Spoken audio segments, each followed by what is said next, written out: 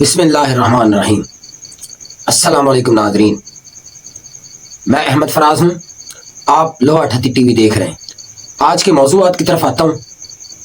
سب سے پہلے عمران خان سے شیر افضل مروت اور پی ٹی آئی کے چیئرمین گوہر علی خان کی جیل میں ملاقات، اور دوسرا بڑا موضوع جو ہے وہ ہے پیٹرولیم کی مصنوعات میں ہوش ربا اضافہ، اور تیسری خبر جو ہے وہ آصفہ بھٹو کی حلف برداری۔ ایجنڈا کیا تھا اور اسمبلی کے جو سیشن ہوا آج اس میں کچھ اور ایجنڈا تھا لیکن ہوا کچھ اور، اس کی تفصیل بھی آپ سے انشاءاللہ شیئر کروں۔ سب سے پہلے بات کرتے ہیں عمران خان صاحب سے شیر افضل مروت اور پی ٹی آئی کے چیئرمین گوہر علی خان کی ملاقات۔ آج جب وہ ملاقات کرنے گئے تو انہوں نے ایک عجب تماشا دیکھا کہ پہلے ملاقات علیحدہ ایک کمرے میں کروائی جاتی تھی، لیکن اس دفعہ جو ملاقات کروائی گئی وہ درمیان میں ایک شیشے کی دیوار تھی۔ نہ عمران خان ان کی بات سن سکتے تھے اور نہ وہ عمران خان صاحب کی بات سن سکتے تھے۔ تو جب جیل کے حکام سے انہوں نے استفسار کیا، انہوں نے کوئی بھی بات کرنے سے انکار کر دیا۔ تو شیر افضل مروت صاحب جب باہر آئے اور انہوں نے پریس کانفرنس کی اور ساتھ میں گوہر علی خان بھی تھے، تو انہوں نے بتایا شیشے کی دیوار کے آر پار ہم دونوں لوگوں کی آواز سنائی نہیں دے رہی تھی، اور ساتھ میں ایک بلب بھی لگایا ہوا تھا جو ایک جاسوسی کا آلہ ہے اور جس سے آواز بھی ریکارڈ ہوتی ہے اور ویڈیوز بھی بنتی ہیں۔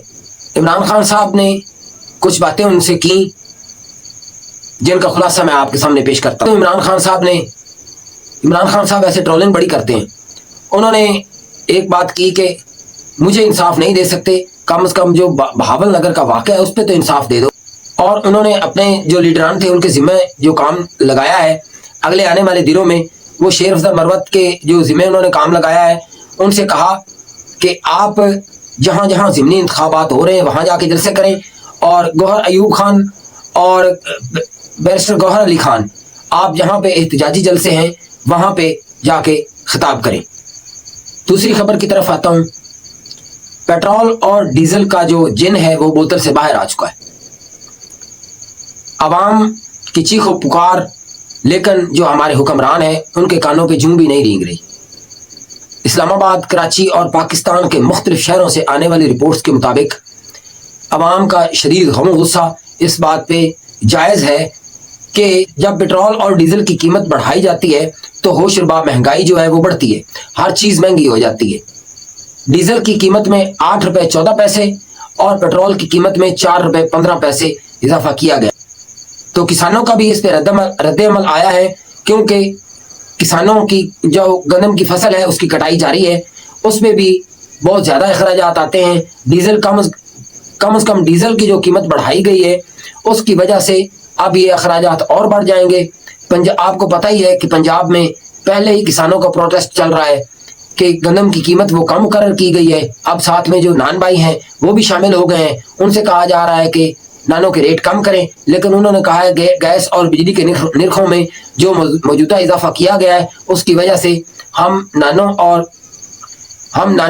اور روٹی کے جو ریٹس ہیں ان میں کمی نہیں کریں گے، کیونکہ گیس اور بجلی کے نرخ ہی اتنے زیادہ ہیں کہ ہمارا گزارا ہونا بہت مشکل ہے۔ آج کا جو قومی اسمبلی کا اجلاس بلایا گیا اس کا ایجنڈا تھا کہ بہاول نگر واقعے پہ مکمل ڈیبیٹ ہونی تھی، اور یہ اپوزیشن کی ریکوزیشن پہ بلایا گیا تھا، لیکن جب یوں ہی اجلاس شروع ہوا تو آصفہ بھٹو جو آپ کو پتہ ہی ہے بلا مقابلہ منتخب ہو کے آئی ہیں۔ اب یہ الگ چیز ہے کہ وہ کیسے بلا مقابلہ منتخب ہو کے آئی ہیں، یہ بھی میں آپ کو آگے چل کے بتاتا ہوں۔ جو ہی اجلاس شروع ہوا تو آصفہ بھٹو کی حلف برداری ہوئی اور رائٹ 10 منٹ کے بعد اجلاس مؤخر کر دیا گیا۔ اور مزے کی بات یہ ہے کہ کم از کم میں نے تو زندگی میں پہلی مرتبہ یہ دیکھا ہے کہ اپوزیشن کے ارکان وہ اسمبلی میں حاضر رہے اور جو حکومتی ارکان تھے وہ واک آؤٹ کر۔ آصفہ بھٹو کے بارے میں یہ رپورٹیں آ رہی ہیں کہ ان کی جو جیت ہے وہ اس وجہ سے ہوئی ہے کہ جو تحریک انصاف کے کینڈیڈیٹ تھے ان کو یا تو اغوا کیا گیا یا دباؤ میں لا کے الیکشن سے ان کو برخاست کیا گیا، اور آصفہ بھٹو کو بلا مقابلہ جتایا گیا۔ اور عمران ریاض خان جو کہ ایک سینئر اینکر ہیں اور بڑے منجھے ہوئے صحافی ہیں، ان کی رپورٹ کے مطابق آصفہ بھٹو زرداری نے جو الیکشن جیتا ہے اس کے خلاف سندھ ہائی کورٹ میں ایک پٹیشن دائر کی گئی ہے اور ان کی جیت کو چیلنج کر دیا گیا ہے۔ اب یہ الگ چیز ہے کہ اس کا فیصلہ کب ہونا ہے، کیونکہ کچھ ہمارے پاکستان میں ایسی بھی مثالیں ہیں کہ ایک الیکشن میں جو بات ٹریبیونل میں چلی جائے اس کا اگلے الیکشن تک کوئی فیصلہ نہیں ہوتا۔ بہت ساری خبریں ہیں، وہ انشاءاللہ اگلے ولاگ میں آپ کے ساتھ شیئر کروں گا۔ اب تک کے لیے اتنا ہی کافی۔ اپنا اور اس چینل کا خیال رکھیے گا، مجھے دعا میں یاد رکھیے گا۔ اجازت دیجیے، اللہ حافظ۔